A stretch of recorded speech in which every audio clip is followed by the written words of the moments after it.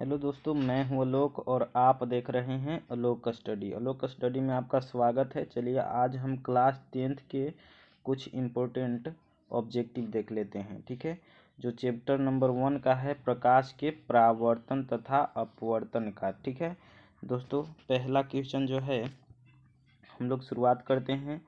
पहला क्वेश्चन जो है कहा जा रहा है दोस्तों, पहला नंबर क्वेश्चन है प्रकाश की किरण गमन करती है। दोस्तों, कभी भी प्रकाश की किरण जो होती है हमेशा सीधी रेखाओं में गमन करती है, इसलिए इसका राइट आंसर हो जाएगा सीधी रेखाएं, ऑप्शन नंबर ए। ठीक है दोस्तों, अगला क्वेश्चन हम लोग देख लेते हैं। अगला क्वेश्चन कहा जा रहा है कि प्रकाश का वेग जो होता है न्यूनतम होता है। प्रकाश का वेग न्यूनतम होता है। तो प्रकाश का वेग दोस्तों न्यूनतम किस में होता है? तो न्यूनतम जो है कांच में होता है। ठीक है, और प्रकाश का वेग न्यूनतम कांच में होता है तो कांच में कितना होता है? तो 2.0 इंटू 10⁸ मीटर पर सेकेंड। ठीक है दोस्तों, ये कांच में प्रकाश की चाल होता है। निर्वात में प्रकाश की चाल कितना होता है? तो निर्वात में प्रकाश की चाल 3×10⁸ मीटर पर सेकेंड होता है। दोस्तों, निर्वात में प्रकाश की चाल कितना होता है? 3×10⁸ मीटर पर सेकेंड। उसके बाद जल है, तो जल यानी कि पानी में प्रकाश की चाल कितना होता है? तो 2.5 इंटू 10⁻, कितना होता है? 8 मीटर पर सेकेंड होता है दोस्तों।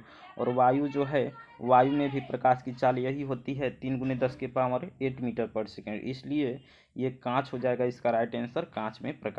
चलिए दोस्तों, अगला क्वेश्चन देख लेते हैं। अगला क्वेश्चन, मोटर गाड़ी के चालक के सामने लगा होता है। चालक के सामने एक वर्ड आया है, इसलिए चालक के सामने कभी भी कहे तो इसका राइट आंसर हो जाएगा उत्तल दर्पण। ठीक है, उत्तल दर्पण चालक के सामने लगा रहता है। उसके बाद अगर कह दिया कि चालक के हेडलाइट में कौन सा दर्पण लगा होता है दोस्तों, तो हेडलाइट में हो जाएगा हेडलाइट में अवतल दर्पण हो जाएगा दोस्तों। अवतल दर्पण हेडलाइट में कौन सा दर्पण हो जाएगा दोस्तों? अवतल दर्पण हो जाएगा। उसके बाद समतल दर्पण का तो यूज ऐसे भी हम लोग मुंह नाक वगैरह को देखने में करते हैं, तो ये तो हो गया, सिंपल है। उसके बाद अगला क्वेश्चन हम लोग देख लेते हैं। अगला क्वेश्चन कहा जा रहा है दोस्तों, अगला क्वेश्चन है समतल दर्पण द्वारा बना प्रतिबिंब होता है। समतल दर्पण द्वारा बना प्रतिबिंब होता है। तो समतल दर्पण द्वारा जो प्रतिबिंब बनता है वो कैसा होता है? तो हमेशा क्या होता है? काल्पनिक होता है दोस्तों। समतल दर्पण द्वारा जो प्रतिबिंब बनता है वो काल्पनिक होता है। उसके बाद अगर हम बात करें अवतल दर्पण की बात करें तो अवतल दर्पण में जो प्रतिबिंब बनता है दोस्तों वो वास्तविक और काल्पनिक दोनों प्रकार के प्रतिबिंब बनता है। अवतल दर्पण में जो प्रतिबिंब बनता है वो वास्तविक और काल्पनिक दोनों प्रकार के बनता है। उसके बाद उत्तल दर्पण में के हम बात करें तो उत्तल दर्पण में जो प्रतिबिंब बनता है वो क्या बनता है? सिर्फ काल्पनिक बनता है दोस्तों। काल्पनिक कहें तो काल्पनिक या आभासी एक ही होता है। ठीक है, उसके बाद अगला नंबर क्वेश्चन हम लोग देख लेते हैं। अगला क्वेश्चन कहा जा रहा है कि लेंस की क्षमता का एसआई मात्रक, एक वर्ड आया यहाँ पे क्षमता। लेंस की क्षमता का एसआई मात्रक क्या होता है दोस्तों? तो लेंस की क्षमता का एसआई मात्रक डायोप्टर होता है। उसके बाद हम अगर बात करें ये एंगस्ट्रम, तो एंगस्ट्रम किसका मात्रक होता है? तो एंगस्ट्रम जो है वो दूरी का मात्रक होता है दोस्तों। ये दूरी का मात्रक होता है। और ये कितना, एक एंगस्ट्रम बराबर कितना होता है दोस्तों? एक एंगस्ट्रम बराबर होता है 10⁻⁻10 होता है दोस्तों। एक एंगस्ट्रम बराबर कितना होता है? 10⁻⁻10 मीटर होता है। 10⁻⁻10 मीटर। उसके बाद अगर हम बात करें ल्यूमेन का, तो ल्यूमेन जो है वो ज्योति फ्लक्स का मात्रक होता है दोस्तों। ज्योति फ्लक्स का मात्रक होता है। ज्योति फ्लक्स का मात्रक होता है। उसके बाद लेंस की क्षमता का तो डायोप्टर जान ही रहे हैं दोस्तों। अगला क्वेश्चन हम लोग देख लेते हैं। अगला क्वेश्चन कहा जा रहा है कि प्रकाश की किरण का पथ दर्शाने वाले चित्रों को क्या कहा जाता है दोस्तों? प्रकाश की किरण का पथ दर्शाने वाले चित्रों को क्या कहा जाता है? तो पथ दर्शाने वाले चित्रों को क्या कहा जाता है दोस्तों? किरण आरेख कहा जाता है दोस्तों। किरण आरेख हो जाएगा इसका राइट आंसर। ठीक है, उसके बाद किरण पुंज का बात हुआ है। ठीक है, तो प्रकाश के किरणों के समूह को दोस्तों समूह को क्या कहा जाता है? प्रकाश का किरण पुंज कहा जाता है। प्रकाश के किरणों के समूह को क्या कहा जाता है? प्रकाश का किरण पुंज कहा जाता है दोस्तों, प्रकाश का किरण पुंज। चलिए दोस्तों अगला क्वेश्चन हम लोग देख लेते हैं। अगला क्वेश्चन है कि दो डायोप्टर क्षमता वाले लेंस की फोकसांतर कितना होगा, मतलब इसका फोकस कितना होगा। लेंस की अगर क्षमता दे दिया है, मतलब क्षमता मतलब पावर, पी का मान दिया है कितना दोस्तों? 2 डायोप्टर दिया है, और कहा जा रहा है कि फोकस मतलब एफ का मान क्या होगा दोस्तों। तो एफ बराबर हम लोग जानते हैं कि 1/p होता है। तो पी का मान यहाँ पे दे दिया है, पी का मान कितना दिया है दोस्तों? 2 डायोप्टर। और अगर इसको हम सेंटीमीटर में निकालना चाहें तो ऊपर क्या हो जाएगा? 100 हो जाएगा, और नीचे 2 डायोप्टर लिख देंगे। उसके बाद 2 से इसको काट देंगे, कितना हो जाएगा दोस्तों? 50 सेंटीमीटर। 50 सेंटीमीटर इसका राइट आंसर हो जाएगा दोस्तों। देख लेते हैं 50 सेंटीमीटर कौन ऑप्शन में है, तो इसका राइट आंसर हो जाएगा ऑप्शन नंबर डी, 50 सेंटीमीटर। दोस्तों अगला क्वेश्चन है,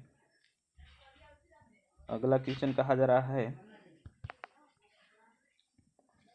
किसी उत्तल लेंस का फोकसांतर 50 सेंटीमीटर है तो उसकी क्षमता क्या होगा।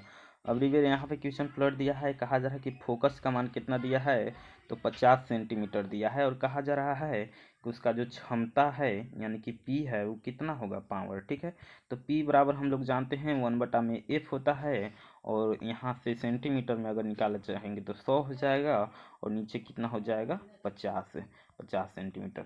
उसके बाद इससे काटेंगे, कितना बार में हो जाएगा दोस्तों? 2 बार में, इसका राइट आंसर हो जाएगा। और चूंकि यहाँ पे फोकस उत्तल लेंस दिया गया है, तो उत्तल लेंस का फोकस जो होता है एफ बराबर हो जाएगा +2 सेंटीमीटर हो जाएगा दोस्तों, +2 सेंटीमीटर। इसका राइट आंसर हो जाएगा ऑप्शन नंबर डी। चलिए दोस्तों अगला क्वेश्चन हम लोग देख लेते हैं। प्रकाश के किरणों को समूह को कहा जाता है दोस्तों। प्रकाश के किरणों के समूह को क्या कहा जाता है दोस्तों? किरण पुंज कहा जाता है। अभी जस्ट हम बताए थे आप लोग को। चलिए अगला क्वेश्चन देख ले, प्रकाश स्रोत। अच्छा इसी में देख लेते हैं अभी। और प्रकाश स्रोत जो है किसे कहा जाता है, तो किसी बिंदु स्रोत से निकलने वाले प्रकाश के किरण को ही क्या कहा जाता है? प्रकाश स्रोत कहा जाता है। उसके बाद प्रदीप्त वस्तुएं। प्रदीप्त वस्तुएं किसे कहते हैं? वे वस्तुएं जो प्रकाश उत्सर्जित करते हैं, जो प्रकाश उत्सर्जित करते हैं उसे क्या कहते हैं? प्रदीप्त वस्तुएं कहते हैं। ठीक है दोस्तों, जैसे बल्ब जलता हुआ बल्ब हो गया, ये क्या हो गया? प्रकाश उत्सर्जित कर रहा है, यानी कि ये वस्तुएं जो हैं वो प्रदीप्त हैं। ठीक है, उसके बाद प्रकाश का प्रकीर्णन क्या होता है दोस्तों? प्रकाश का प्रकीर्णन, तो जब किसी माध्यम से प्रकाश की किरण इस प्रकार से आती हैं, ठीक है, तो ये माध्यम के जो कण होते हैं, छोटे छोटे जो कण हैं, ये प्रकाश के किरण को क्या करते हैं? अवशोषित कर लेते हैं, और ये अवशोषित किए गए प्रकाश को फिर पुनः अपने चारों ओर बिखेर देते हैं, और इसी घटना को हम लोग क्या कहते हैं? प्रकाश का प्रकीर्णन कहते हैं दोस्तों। अगला क्वेश्चन हम लोग देख लेते हैं। अगला क्वेश्चन कहा जा रहा है कि उत्तल लेंस की क्षमता होती है दोस्तों। उत्तल लेंस की जो क्षमता होती है वो पॉजिटिव होती है, और अवतल लेंस की जो क्षमता होती है वो क्या होती है दोस्तों? माइनस मतलब निगेटिव होती है दोस्तों। तो इसका राइट आंसर हो जाएगा, उत्तल लेंस है इसलिए क्या हो जाएगा? इसका धनात्मक यानी कि पॉजिटिव हो जाएगा दोस्तों। उत्तल लेंस का क्षमता का बात हो या फोकस का बात हो, दोनों क्या होता है? धनात्मक होता है। चलिए दोस्तों अगला क्वेश्चन हम लोग देख लेते हैं। 12 नंबर क्वेश्चन है कि अवतल लेंस की क्षमता जो होगी वो क्या होगी, तो अवतल लेंस की क्षमता क्या होगा दोस्तों? ऋणात्मक हो जाएगा। क्षमता की बात हो या फोकस का बात हो, दोनों होगा तो क्या होगा? ऋणात्मक हो जाएगा। उसके बाद अगला नंबर क्वेश्चन हम लोग देख लेते हैं। अगला नंबर क्वेश्चन कहा जा रहा है कि उत्तल लेंस को कहते हैं दोस्तों। उत्तल लेंस को और क्या कहते हैं, तो उत्तल लेंस को अभिसारी लेंस कहा जाता है। उत्तल लेंस को क्या कहा जाता है दोस्तों? अभिसारी लेंस कहा जाता है। उत्तल लेंस को अभिसारी लेंस कहा जाता है। क्यों कहा जाता है दोस्तों?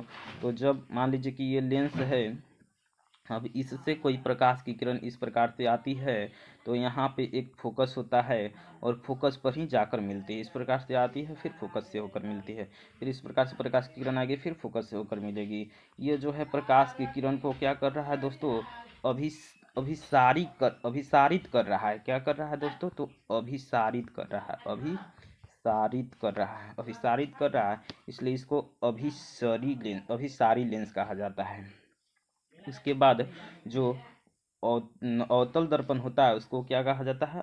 अपसरित कहा जाता है। अपसरित कहा जाता है। अपसरित कहा जाता है दोस्तों, अपसरित कहा जाता है। उसके बाद अगला क्वेश्चन देखिए, यही है कि अवतल लेंस दोस्तों, अवतल लेंस जो है, अवतल लेंस की क्षमता क्या होती है दोस्तों? अवतल लेंस को कहते हैं, तो अवतल लेंस को क्या कहते हैं? अपसरित लेंस कहा जाता है। अपसारी या अपसरित वही होता है दोस्तों, अपसारी लेंस कहा जाता है। उसके बाद अगला क्वेश्चन हम लोग देख लेते हैं।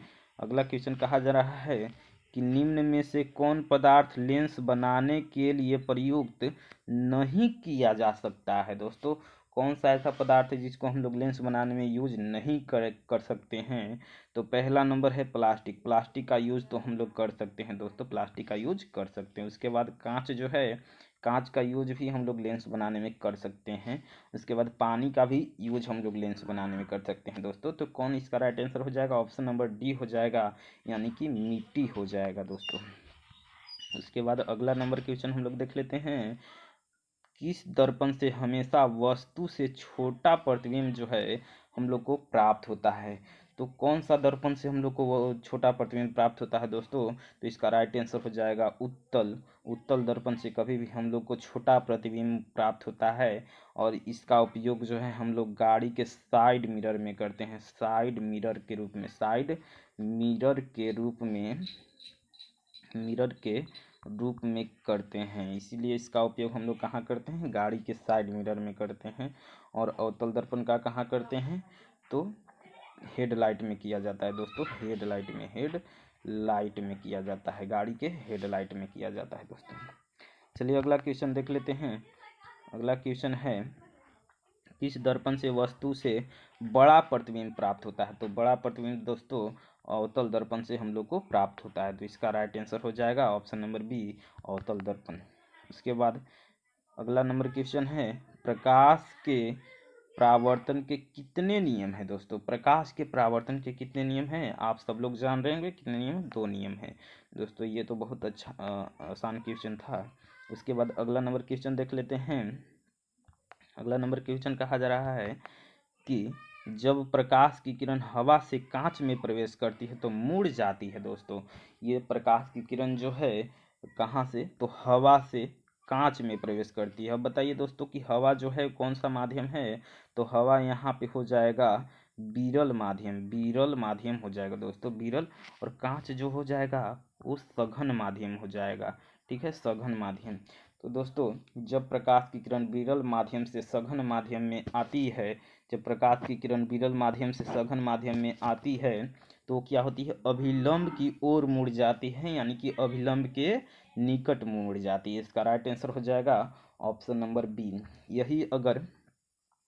यही अगर कांच से हवा में रहता क्वेश्चन तो क्या हो जाता? अभिलंब से दूर हो जाता इसका राइट आंसर। लेकिन यहाँ पे क्या हो जाएगा? यहाँ पे आंसर होगा इसका राइट अभिलंब के निकट दोस्तों। चलिए अगला क्वेश्चन देख लेते हैं।